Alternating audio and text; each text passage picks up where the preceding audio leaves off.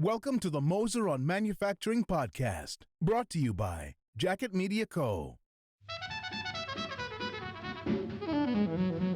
I'm just wild about Harry, and Harry's wild about me. Good day, everyone. This is Lou Weiss from Manufacturing Talk Radio, and I'm here with Harry Moser on his podcast, Moser On Manufacturing. Good morning, Harry. Hi, Lou. It's always good to see you. Or is it good afternoon? I'm not sure. I'm in Florida, so I have sort of Florida brain. So, Harry, today we're going to be talking about rebuilding and reshoring. You're the number one guy who's been involved in reshoring. Close to 5 million jobs come back as a result of your diligence and your efforts and so on. So you've gotten to be quite. We're aiming for 5 million to come back. Since we started, reshoring has brought back about 1 million. Thanks for the correction. Okay. So where are you getting the other 4 million from? By being heard on Manufacturing Talk Radio, because it has now such that audience. For that you get an extra points towards your yellow jacket. Anyway, so how are we doing it?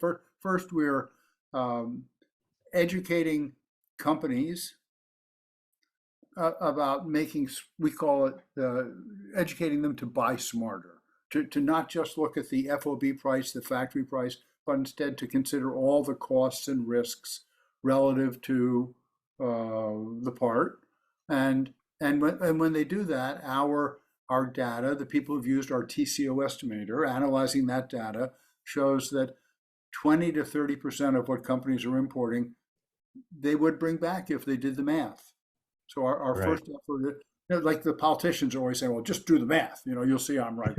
Well, we say to the companies, just do the math, and you'll see that the decisions you made in the past might have been right at the time, but times have changed. The Chinese labor costs are up 5 or 10 times from where they were 20 years ago. The risk of disruption has been proven to be much higher than it used to be. We've seen a series of these catastrophic events that delay product for a couple of months, 2-3 months kind of thing, and hanging over it is the possibility of a Taiwanese kinetic event, as they call it, some kind of a war over Taiwan, which could stop everything coming out of China, Taiwan, and maybe some of the surrounding countries for years before you'd get it back. So things are different. You may have made the right decision before. I'm not saying you made a mistake. Let's make the right decision now as to what should be done.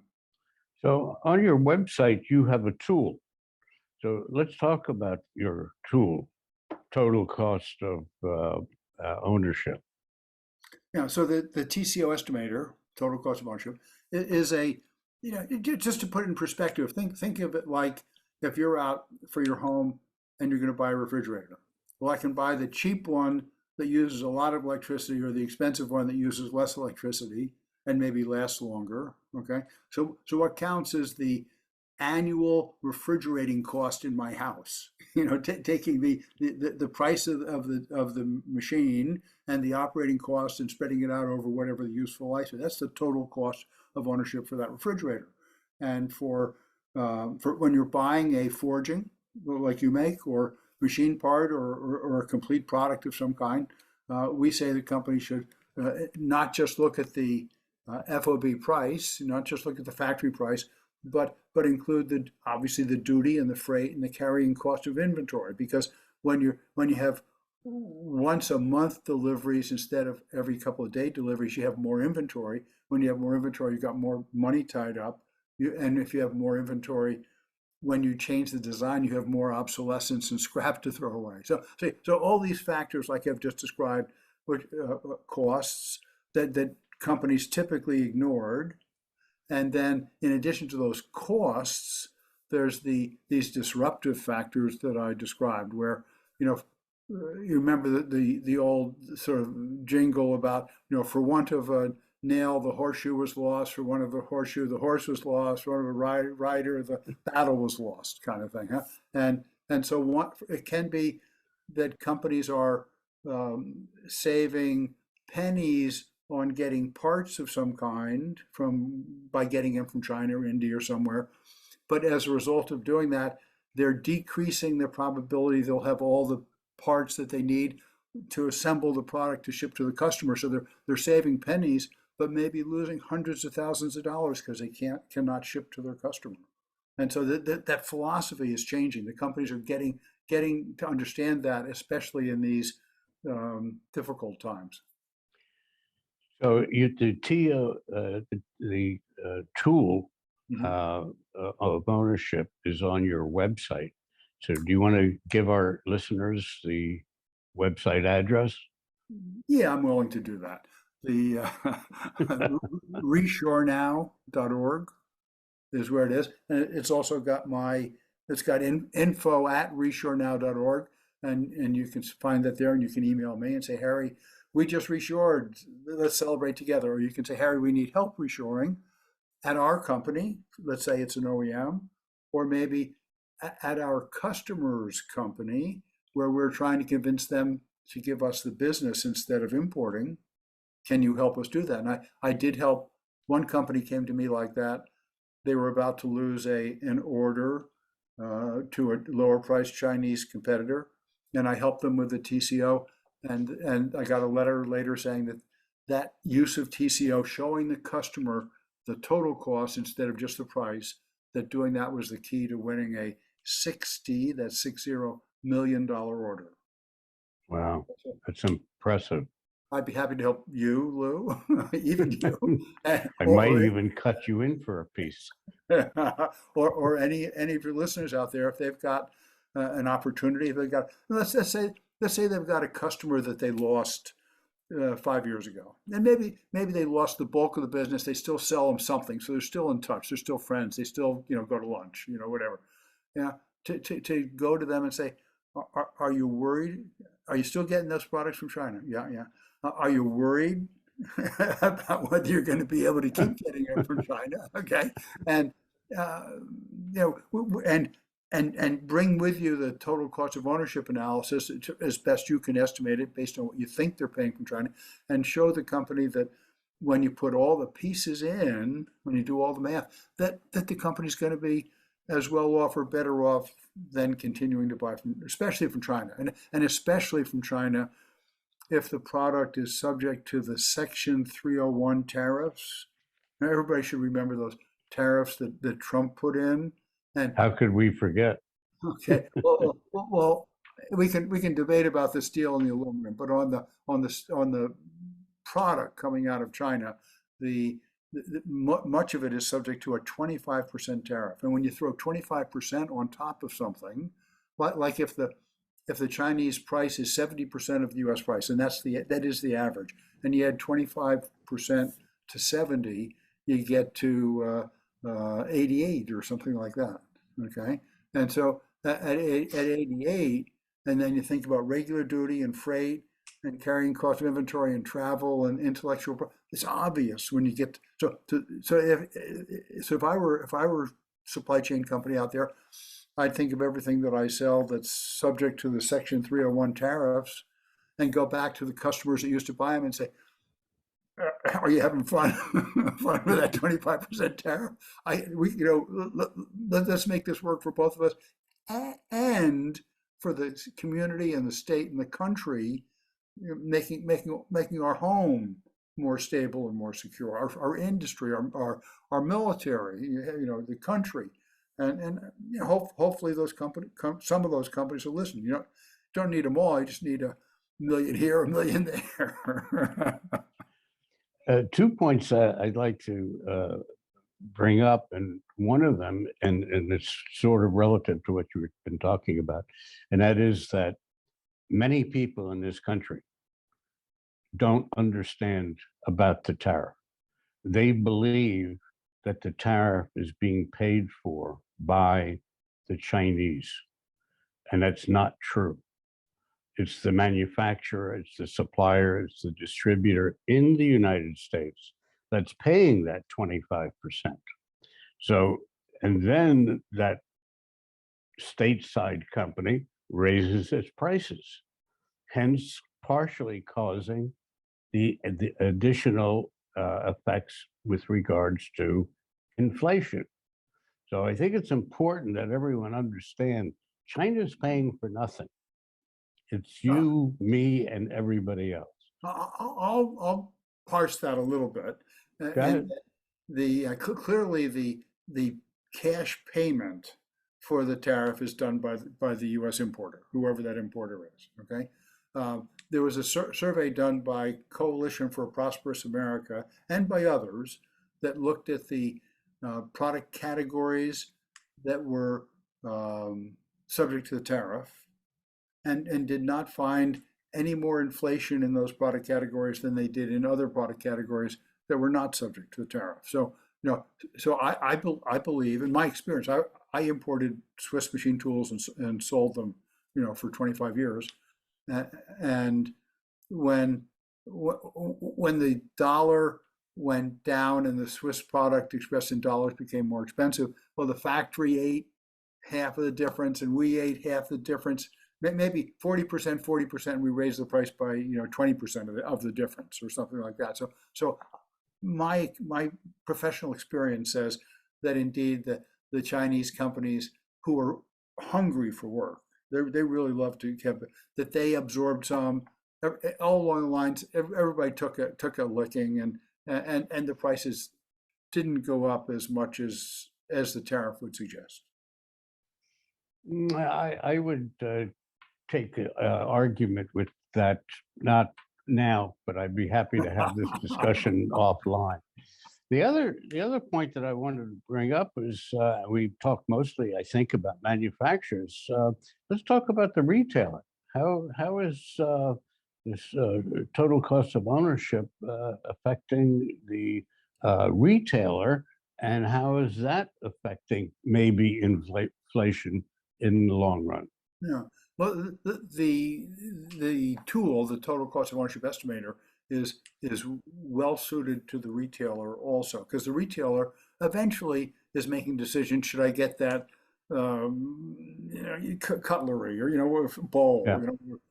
suit? Should I get that from someone who makes it here or someone who makes it there, wherever there is, and apparel especially, and a lot of retail things were the first things to be offshore. They were offshore before the molds and the dye, the more complicated technical things went offshore, and the retailer tends to look just at at that price. I can buy that thing over there for whatever, and it costs 50% more, 40% more here. Of course, I'm going to get it there. The question is, do they apply the same markups to the FOB price out of China as the FOB price out of Texas? I don't know. But if they're smart, they look at the data, and the data shows that that the annual loss to stock outs, meaning I come into the store and I want to buy the product and they don't have it on the shelf because they stocked out and they haven't been able to replenish. So stock outs, and due to overstocking, I had too much of that product, and the design changed. There was a recall, season change, shut the store down, something happened, and you dispose of it, and then you got these mountains of junk that are left over from it. And so the sum of those two, stock outs and overstocks, is $250 billion per year. And the reason they have so much of it is because they have to order most of the product 6 to 9 months in advance to get it made, get it shipped to the port there, get it over here, get it into the distribution center, get it to the store. And so if they're wrong about the style, the material, the cut, how good Christmas is going to be, whatever, then they got this mound. Whereas if they order it domestically, and somebody can replenish in October or November the products that are hot, now you have a much better fit of demand to supply, and you avoid those stock outs and overstock. So there's a lot the retailer can do. Another point regarding the reshoring and bringing jobs back to the United States, this past year, 2022, was the biggest year that we've had in increasing employment in the manufacturing sector. I think that we went up to 12,500,000, I think which even is, higher. I think it's more like, I think it's higher. I think it's more like 12.8, but somewhere around there. Yeah. I won't argue the Yeah. point. Yeah. Let's say 12.8. But meanwhile, I read a recent report that states by 2030, which is only 7 years from now, our we're going to be minus 3 million workers in manufacturing. So now you're bringing back all this work, all this jobs. We're not training people correctly. We're not sending, they want to all go to college and build up a debt to start their life. Immigration, we don't have an immigration policy. We should be bringing all the Ukrainians over because they're smart, working people to help fill the gap that's coming. It is coming. What's your thought on that? We could talk for the hour on it if you like. No problem. So I'll try and if I miss a topic, you remind me. But you mentioned immigration, and I just read an article by a top analyst who said, yes, we should do more immigration, but we should be aware that that's a short-term solution because the birth rate in most countries is declining, and it's either gotten to where the population is not growing or dropping, or even in the highest birth rate countries like Africa, the birth rate, I think it said, had fallen from 6 per woman to 4 per woman, and expected to continue down as their standard of living improves, and therefore, to the extent that the U.S. can attract immigrants, the number, even if we had a really good policy, you can't get that many, and you're not going to be able to get that many for decades because they just won't be there. You see, so immigration is good. But for me, but you need two kinds of immigrants. You need the toolmaker, welder, precision machinist, engineer. Right. You need those. Mostly you need those. But I run into lots of people that tell me they need grunts. They need bodies, people that are working in a not perfect environment and work really hard, harder than most Americans want to work, and they need that more than they need the skilled worker. So you need both types. I think we should be very rigorous about only letting those in that are legal, clean, not on drugs, have skills. Maybe have enough money or somebody to take care of them until they get their feet on the ground. Right. But I agree. So immigration. And in terms of domestic source, the same article said, well, the only real solution is for everybody out there to get at it and have more babies. Okay. In the long run, if you want more population, you have to have more babies. So everybody out there, get to it. Well, then there is also the other option, which needs to be expanded, and that's robotics, which is growing. But it was the Japanese who came up with robotics in the first place because they had to replace a lost generation from the Second World War. That worked for them well. So we have to get on that as well. But we don't have a government policy for any of these things. Actually, I frequently read articles from really smart people that talk about taxing the robots because they're going to take all the jobs. And these are PhD economists at famous universities that think about these things. It shows you how cut off from reality they are. So clearly we need to do much better. Every year we do more. We buy more robots than we did the year before. But Right. But the Chinese are buying dramatically more than we are. In China, the number of robots per 1,000 workers is roughly 30% higher than it is in the U.S. And in South Korea, it's maybe 2 or 3 times as high. And in Germany, it's higher. So this, and I can understand Germany because their wage rates are high like ours.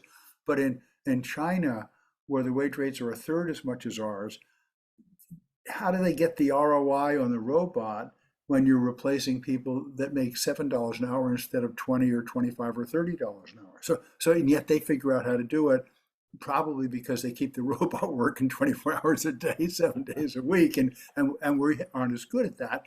And why are they so busy? Because they're making so many products for us. So when we reshore, or as we continue to reshore, which will drive up U.S. manufacturing output by 40%. Now we can keep the robots busy, and a busy robot's a happy robot, and it gets a good return on investment. So one of the difficulties the U.S. has had is that our manufacturing labor productivity has increased less than 0.5% per year for the last 12 years, while the Chinese was increasing at about 6%. And one reason we haven't done better is because our capacity utilization was around 75%, okay? And companies tend to invest primarily when capacity utilization gets to 80% or higher. And that's about where we are now. We're right at that threshold where it should be, can happen, is happening. Because when the companies are busy, 2 things. First, they need capacity. Their customers are demanding more product. And the company said, "Wow, I got to do this, or I'm going to lose that customer." Okay, and they're making money, so they can afford to pay for the the capital equipment to make it all happen. And so right now is the time. Shortage of people, at capacity utilization, reshoring brings swaths of work back. It's exactly the time. Everybody out there, get out there and buy a robot, buy a CNC machine tool, and I believe you'll be glad you did. One of the fun companies that are heavily involved in robotics is a company called Boston Dynamics. And I don't know if you've seen it, but they have not a podcast, but a video of these dancing robots I've seen that. are absolutely unbelievable. So if they could do that, they can replace all our workers. Just not you and me, though. No. Well, no robot can do what I do, and they would probably object to the yellow jacket and tie. Let me mention, though, going back, skilled workforce to me is the number one thing the U.S. has to do better. And and you say, well, how are we going to do all the reshoring if we don't have enough workers? Right. And what I say is that by successfully reshoring, by people knowing that reshoring is happening, by the student and the guidance counselor knowing that manufacturing is once again a growth industry in the United States, the student will be told, the parents will believe that going into manufacturing is once again a good career. Because if you look at the demographics of it, there's only so many kids graduating from high school this year. 3 million, I don't know what the number is, so for 5 million, some number. And if almost all of them go to university, there's nobody left to go into the apprenticeship. So nobody left to come and work for you until they drop out of the university and need a job, okay? Which is a very high percentage. It is a high percent. But specifically, by getting the word out that manufacturing is, we're not losing jobs to China. We're bringing jobs back from China. It's a great career. Why don't you get into it? And like people believed 60, 70 years ago, okay? And what was the basis for the middle class? It was people going into manufacturing jobs. And so getting the word out. I mean, everybody who's listening here, if you've got a grandchild or a child, and they're trying to figure out what to do with themselves, probably the single best thing that 2/3 of them could do is get an apprenticeship in manufacturing, like tool making or welding or precision machining, and do that for the 4 years. Get the company you're working for that will be paying for your associate's degree while you do this. You wind up with an associate's degree and the apprenticeship, and then get as they stay on with the company after that, get the company to pay for your bachelor's degree in engineering. So now you've got the practical experience of being, say, a tool maker, and then the theory of the engineer. You're going to be the most valuable person in the company. And Absolutely.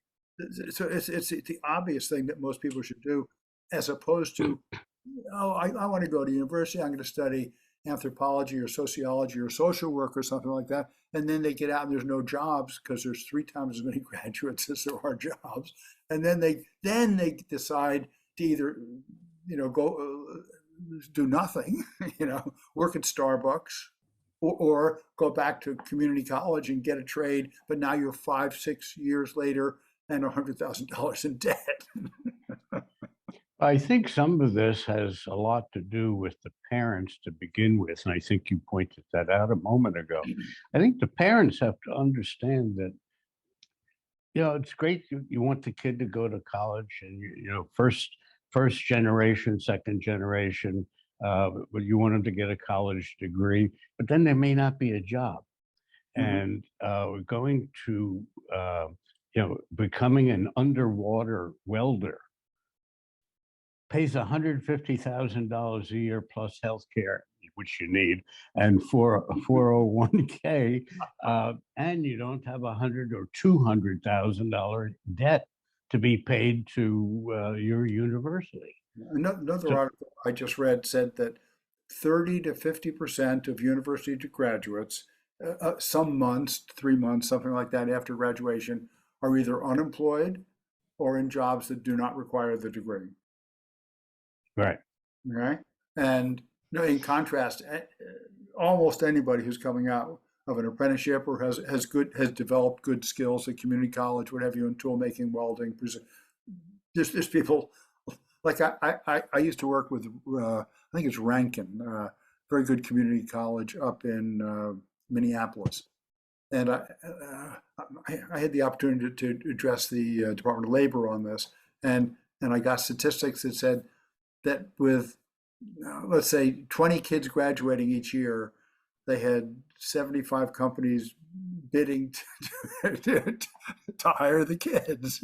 So in comparison to the social worker and the whatever coming out of right. university. So it's just a black and white better choice that hopefully those who are listening will take the message to their community and their family. Well, I think that obviously reshoring is a major plus for this country, but it's not just reshoring in itself. There's a puzzle of solutions and problems that have to fit with that, and to make the whole system work better than it has been. Yeah, and skilled workforce, obviously, I believe is number one. No, Yeah, we believe that number two is get the U.S. dollar down by 20 or 30%. Economists consistently agree the dollar is overvalued because we're the reserve currency. So right now, the expressed in dollars, let's say this is the wage difference between U.S. and say China, but if the dollar came down by 30%, then the wage difference would be about like that expressed in dollars. So if we have a choice, should we cut the pay of our workers by 30%, or should we cut the dollar so that their living standard stays about the same, but all of a sudden their factories here are much more competitive with the rest of the world? To me, that's the obvious solution. But to get the government to do it is hard because we've got a strong dollar and we're going to keep a strong dollar kind of. right. And I don't want to talk to you, and you don't want to talk to me. Speaking of skilled workforce, like you were before, I just wanted to show off my manufacturing is cool T-shirt, okay? Which Lou earned one, and I do. I'm not wearing it under this yellow jacket of mine because it would not expose my yellow jacket.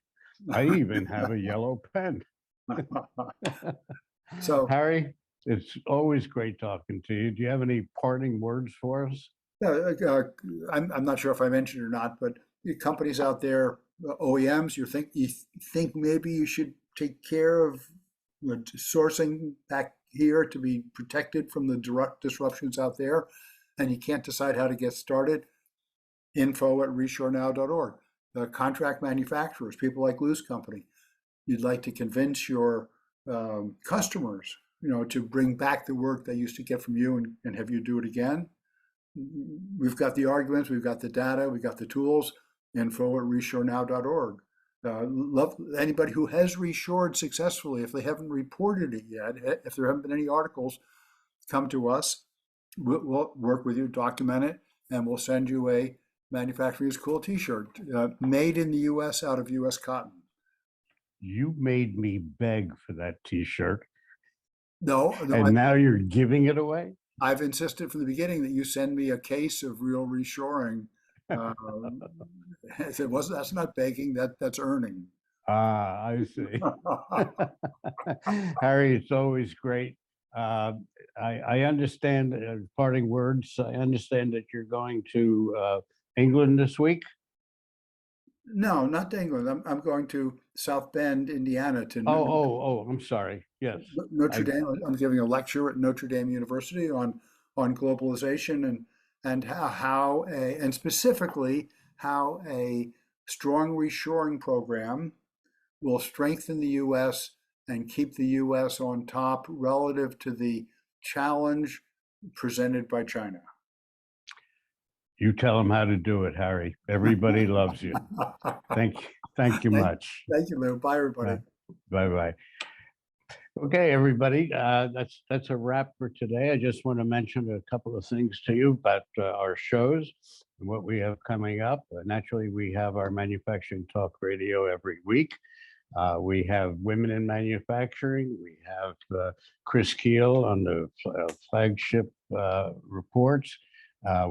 He's a key PhD doctor who probably paid off his college tuition by now, who puts out a great report about what's going on in other countries around the world. I also like to mention about Manufacturing Outlook e-zine, which you can go online and sign up for a free subscription. It's really a high-class, slick, intellectual document that we've been putting out now for a number of years. And we'll come back and see you whenever the next time is. I wish you all goodbye. Harry? Yep. Bye, Lou. It's been fun. Take care. Bye-bye now. I'm just wild about Harry.